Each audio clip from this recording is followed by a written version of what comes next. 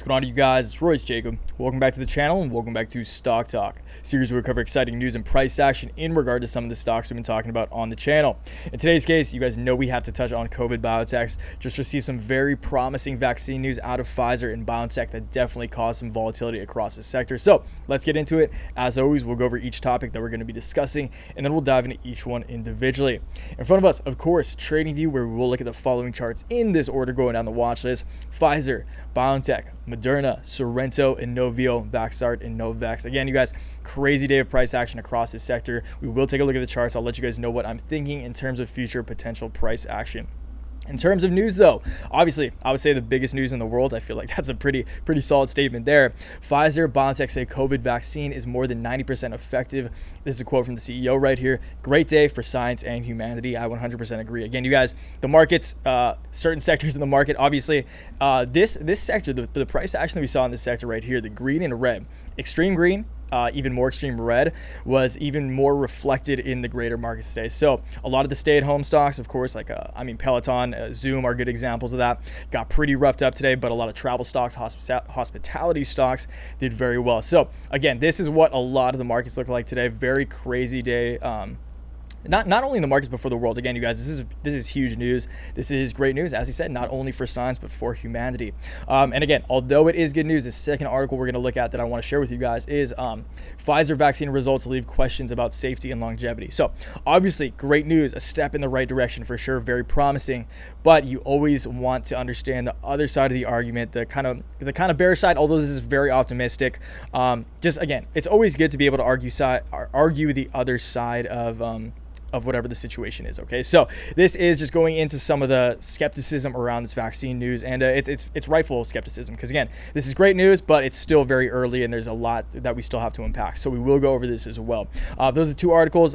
Everything else pretty much is just price action. But again, you guys, before we do dive in, I will, as always, ask you guys to please give the video a like if you do go on to gain value from it, or if you're invested in any of the stocks we're talking about today. Subscribe to the channel if you're new around here, want to catch more content like this, and of course, check out my complete portfolio daily newsletter.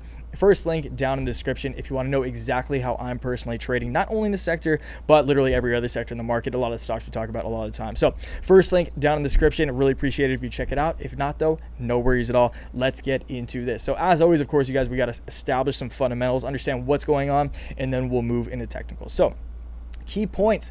Dr. Albert Bourla, Chairman and CEO of Pfizer, hailed the trial results as a great day for science and humanity. Again, 100% agree. Pfizer and BioNTech said the case split between vaccinated individuals and those who received a placebo indicated a vaccine efficacy rate of above 90% at 7 days after the second dose. So keep in mind, you guys, this is a 2-dose vaccine, which makes it a little more tricky. It means that protection from COVID-19 is achieved 28 days after the initial vaccination, which consists of a 2-dose schedule. Pfizer and BioNTech announced Monday their coronavirus vaccine was more than 90% effective in preventing COVID-19 among those without evidence of prior infection, hailing the development as a great day for science and humanity. I quote, "I think we can see light at the end of the tunnel," Pfizer Chairman and CEO Dr. Albert Bourla told CNBC's Meg Tyrrell on Squawk Box. "I believe this is likely the most significant medical advance in the last 100 years if you count the impact this will have in public health, global economy." Okay, so again, you guys, I fully highlighted some of these. I don't know why I stocked, but we'll look here. Okay, there we go. But again, you guys, you can see here, airline and cruise company stocks jumped in pre-market trading with some stocks rising by 20-30%. Again, you look at like Delta, American Airlines, these stocks were popping off today. But again, it makes sense. Again, though, I just want to preface this. That's why I'm saying we will read this second article, because it is still very early. Again, very good news, not only for the sector, but for the world as a whole. But again, you guys, it's still very early. This news is very fresh. The analysis evaluated 94 confirmed COVID-19 infections among the trial's 43,500 participants. Pfizer and U.S. pharmaceutical giant German biotech partners said the case split between vaccinated individuals and those who received a placebo indicated a vaccine efficacy rate of above 90% at 7 days after the second dose. It means that protection from COVID-19 is achieved 28 days after the initial vaccination, which consists of a 2-dose schedule. The final vaccine efficacy percentage may vary, however, as the safety and additional data continue to be collected. Dr. Scott Gottlieb, a former FDA commissioner and a member of Pfizer's board, told CNBC the vaccine could be available in limited use as early as late December and widely available by the third quarter of 2021. So right here, along with the other things that we're about to look at, it's good to keep in mind, like it's good to keep in mind the fact that this still, as far as like the logistics are concerned with publicly rolling this thing out to large amounts of people, getting it manufactured at scale, getting it distributed at scale, it's still going to take a solid amount of time. Okay. And again, I want to make it very clear that this is very optimistic news. I know I've done that, but it's just important to remember that although it may feel very optimistic right now, it's good to understand that this will still take time. Okay, so let's dive into this more. Again, glass half full data, but again, this is what you want to think like this. It's rational to approach the opposing side. Okay, so COVID-19 vaccine results from Pfizer Inc. and BioNTech fueled optimism that the world will soon have a potential way out of the pandemic. Yet experts caution that the shot still has many hurdles to clear. Sorry, you guys, I'm stumbling over my words today. It's Monday. Give me a break. Questions about production, distribution, and more importantly, the performance and capability of the shot itself still need to be answered. Even if the numbers look highly promising, according to vaccine specialists, the Pfizer trial started less than 4 months ago. And how long the vaccine will confer protection and how many will benefit are almost complete unknowns for now. Man, you guys, these paragraphs are giving me trouble today. Sorry about that. The results were published in a press release, not a peer-reviewed journal study. Nonetheless, the electrified investors as stocks surged and bonds tumbled around the world. The S&P closed at a 2-month high, while travel and entertainment stocks rebounded after months of pandemic damage. The likely success of the first vaccine in large late-stage trials raised hopes that others, like those developed by Moderna and AstraZeneca with the University of Oxford, will also work. Yet infectious disease researchers cautioned against getting too excited over the limited data that Pfizer has revealed. Too early, so that's an important subheading right there. The company's statement does not at all tell us about what they've actually accomplished, said Michael Osterholm, director of the Center for Infectious Disease Research and Policy at the University of Minnesota, during a radio interview on Monday. It's really too early to put any definition to what this new vaccine research shows us. The headline number of 90% reduction in symptomatic cases says little about what kind of cases are being prevented. Detail on how well the vaccine works in the elderly and other vulnerable groups who most need protection is yet to come.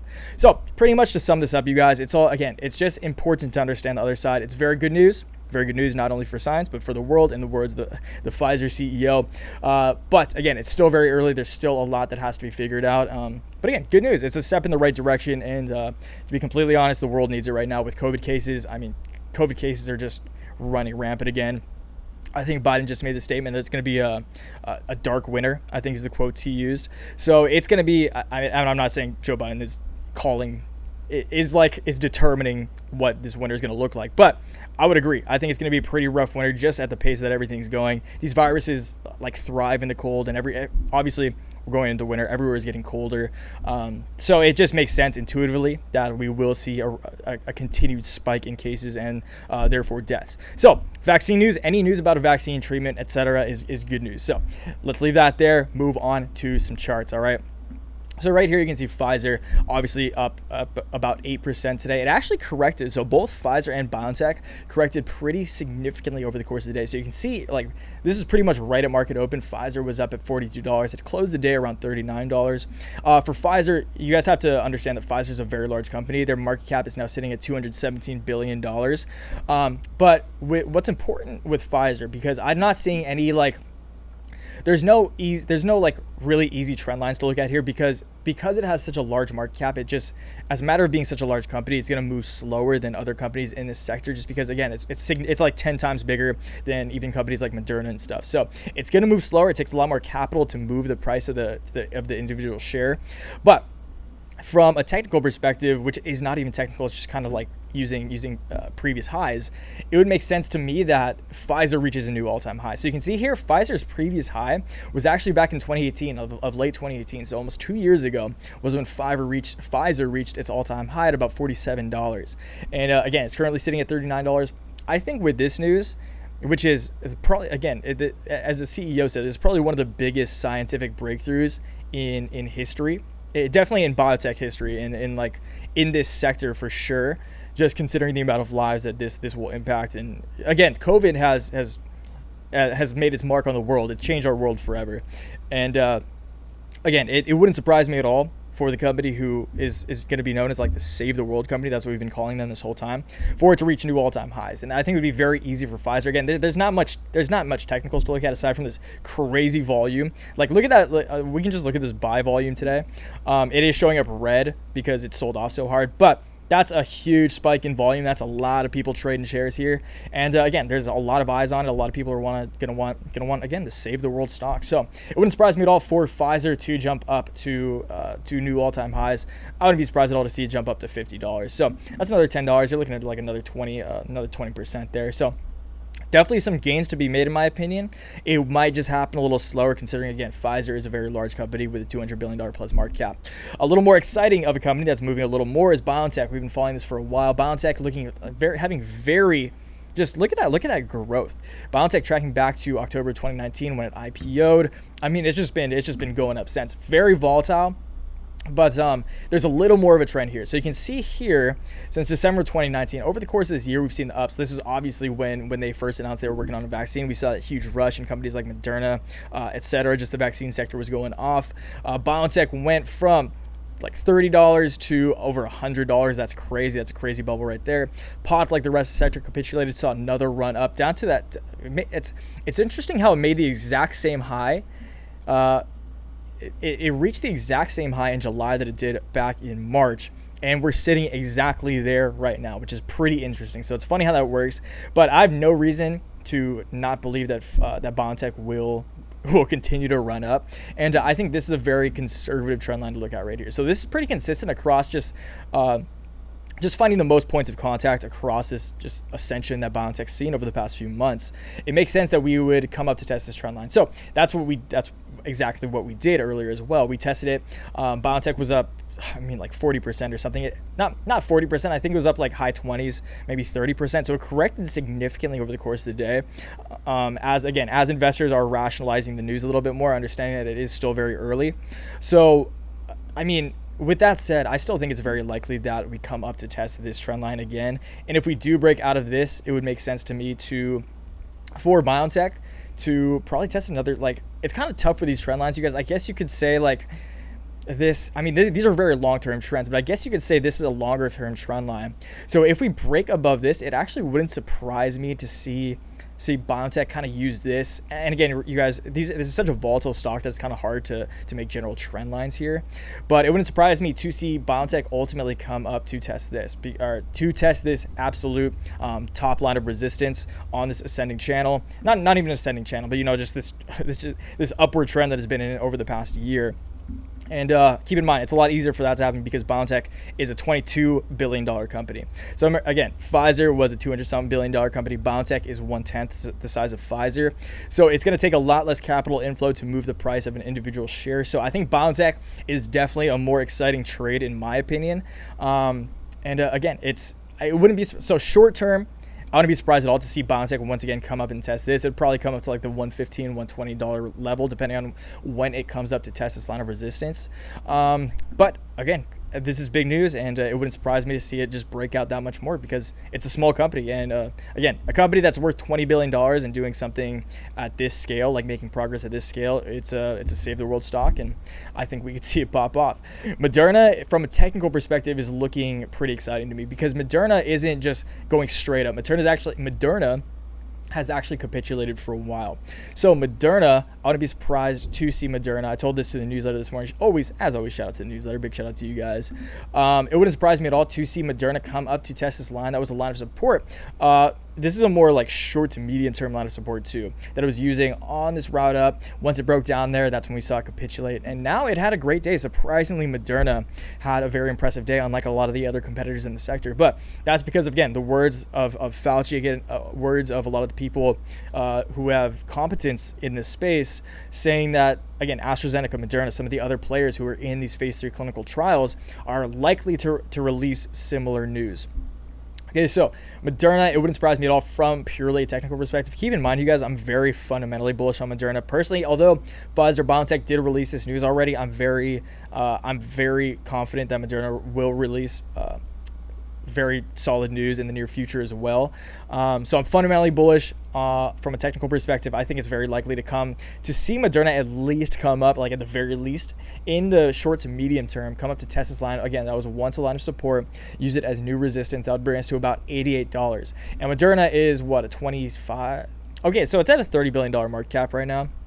Again, keep in mind, you guys, still small considering what they're doing and the problems that they're solving. Okay, so market cap of $30 billion. I wouldn't be surprised to see eventually Moderna hit new all-time highs. Short term, again, I think it's very, very, very possible for Moderna to hit up the $90 region in the near to medium term future.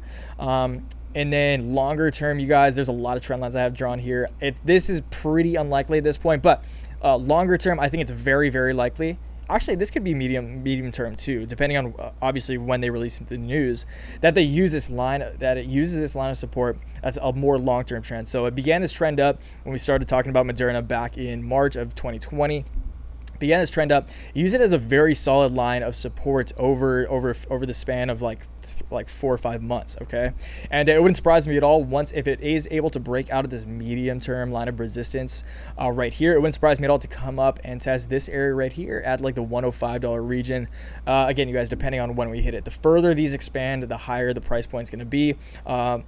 Depending on when it tests that line of resistance. Okay, so again, I wouldn't be surprised at all in the coming months to see $100 plus Moderna. I think Moderna deserves to be at new all-time highs, and again, it's a very young company. It's very important to remember with Moderna specifically that if they are able to establish an effective vaccine using this mRNA technology, that opens the floodgates to their to the entirety of the rest of their pipeline. Okay, so they have a lot. That's important to remember with a lot of these vaccine companies too. They're obviously their claim to fame has been COVID, but they're working on a lot of other things too.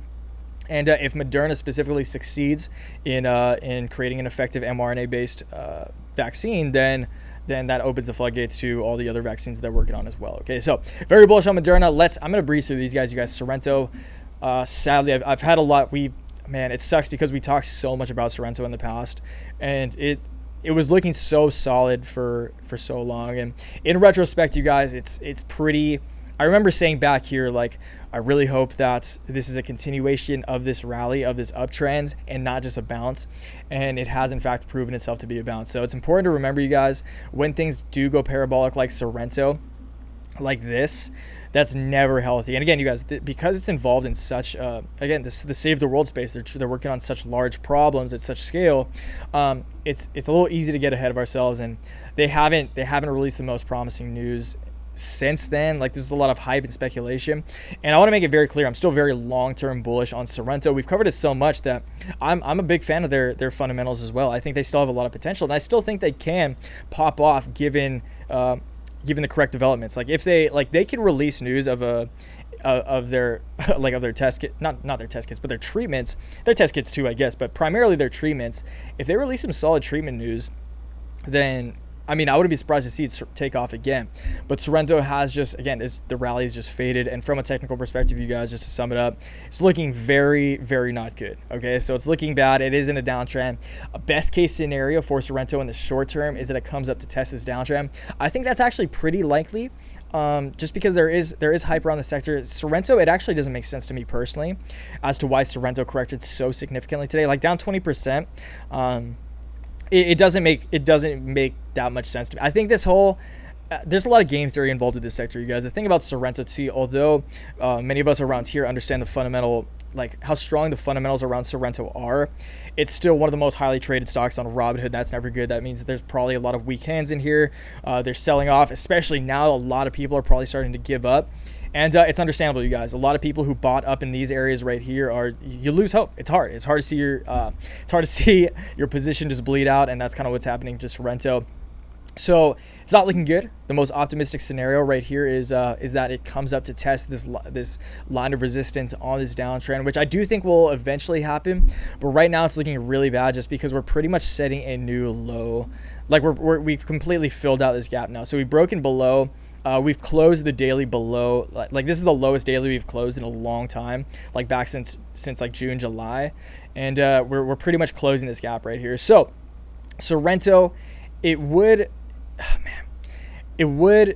I've been saying this the whole time, like a lot of around this area too. Like, it would surprise me to see it go lower, but because we have closed this gap and come up to this area where we first gapped up way back in late June prior to starting this huge rally, it just, because again, I'm just so like convinced that the fundamentals are solid that I would be surprised if it goes lower. Keep in mind, you guys, I'm still holding my Sorrento stock position. I want to let you guys know I'm still long-term bullish on Sorrento. The short-term just looks bad right now, and it's hard for me to confidently say anything aside from the fact that, like, after today, I don't think we could, like, a 20% down day, I feel like once again is not warranted. And I'm kind of starting to repeat myself here. I'm sorry, guys, but it would surprise me to see us go significantly lower than this. I think right now, as far as at least a long-term play, I think Sorrento is a much better buy than it is a sell. If you guys have strong hands, if you guys are willing to hold this for a while, I think there's a lot. I think the future is much brighter for Sorrento than it is dark. So I'll leave it at that. Again, the short term, we could see a nice bounce up to test this line. That would bring us from like $5 to $570 area where we're at right now to like $8 if we hit it over the coming weeks. So we'll see if that happens. But again, you guys, I'm remaining fairly optimistic on Sorrento. So we'll do Inovio. I'm going to speed through these ones, you guys, just because we're going a little long here. Inovio, Inovio is just not looking good. So we can kind of draw this longer term. Actually, no, we'll just extend this one. No, not that one. It's not draw here. I just want to extend this red one right here. So actually, let's zoom in a little bit more. Come up. So we can kind of draw this right here. So, I mean, somewhat similar to, oh man. Okay, so we're now down below this, so this is not looking good.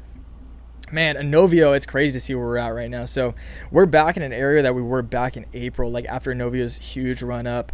Again, you guys, it's hard for people. I started saying that once like AstraZeneca, Moderna, Pfizer, once they got into phase 3s is when I remember telling you guys that I stopped trading these, and we talked about these for a long time. And again, I know a lot of you might still be involved with these, and that's why I want to talk about them. But again, you guys, it's dangerous. It's dangerous, I will say, to play these smaller stocks. And keep in mind, you guys, been saying this the whole time too, is that just because these guys have first mover advantage doesn't mean that they have. I mean, obviously now they're having like you're seeing it in the price that they have last mover disadvantage. It's not to say that these guys can't still like Novavax, for example. Had a deal in place with India once they get their vaccine developed, and Inovio, I believe, is partnering with South Korea or something like that. So there is still potential for these guys down the line. It's just important to keep in mind that it's too early. It's too early for these smaller players, and that's not to say that down to like a year from now, 2 years from now, these guys can pop off and they have huge vaccine deals with these different international countries. But right now, considering we ran up so much in these stocks and it was kind of a bubble, to be completely honest. It was just too early, okay, and that sucks. But I will just say, like from a technical perspective, right now, I think Inovio is not looking good, and I don't know where. Right now, we're just kind of completely correcting, and this is what happens after bubbles, you guys. You just kind of slowly bleed out and continue to correct. So it's hard to call the bottom sometimes with these. But again, you guys, that's why I've been saying it's dangerous to play these smaller stocks at this moment in time, just because these players like Pfizer, Moderna, and AstraZeneca are significantly in the lead, and that's why you're seeing them succeed and these guys bleed out. Vaxart minus 30% today. That's tough. So Vaxart, I mean, similar to Inovio, you guys. Yeah, I mean, we're sitting around an area that's proven to be a very solid line of resistance for Vaxart, which makes me believe that we could see this be the bottom and use this as kind of a bouncing point. So it wouldn't surprise me, again, you guys, if we see a bounce here. But overall, I want to make it very clear, I am short-term bearish on Inovio, Vaxart specifically right now, just after, like, it's crazy how much these are selling off. Sorrento, unfortunately, from a technical perspective as well. I do have more faith in Sorrento than these two, but none of these are really looking good. So let's finish off with Novavax. Novavax not doing too bad today. Keep in mind, you guys, Novavax is also a part of Operation Warp. And something cool to note, too, is that Pfizer and BioNTech weren't actually a part of Operation Warp Speed. So they did this completely on their own dime, which is respectable. Novavax. So if we can see like a pretty clear trend right here.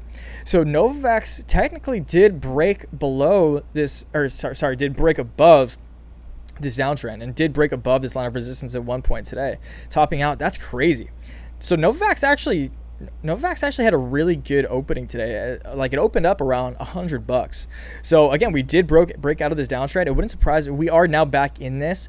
If we're able to close it daily in Novavax above this medium-term downtrend, then that would make me pretty bullish on it. And then if that does happen, where's the next level? So an obvious level here is just kind of like this general area around like the 110 to $115 region. 110 to 120, we spent a lot of time around here in recent months.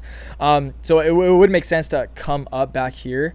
And I mean, Novavax, it's just tough when Novavax is still significantly. It's hard for me to not be bullish on any of these stocks from a fundamental perspective. At least in the short to medium term, aside from, again, Moderna, Pfizer, and AstraZeneca.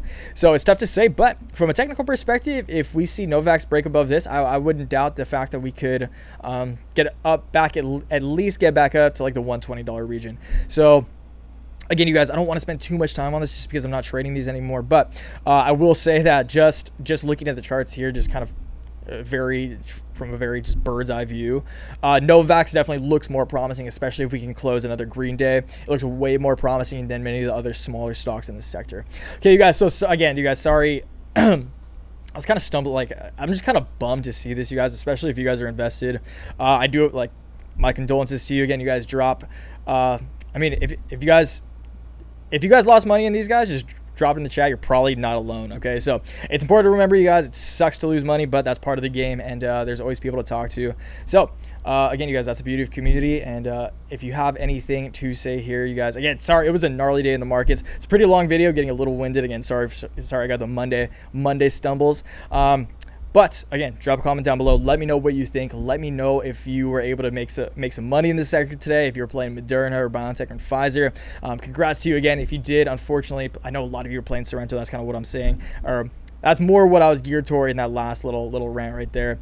Sorrento, tough one today, you guys. It's a bummer. Again, it's a bummer to see it, but that's the game. Sometimes you get thrown curveballs. You get back up, get up stronger, learn from the mistakes. It's tough to learn here when it was just so unfortunate. But again, you guys, that's the game. Develops thick skin, and it does pay off over time. So drop a comment down below. Talk about literally whatever you want. Always love talking shop with you guys. Always love learning from you guys. And until next time, always remember, take action, make waves. Peace.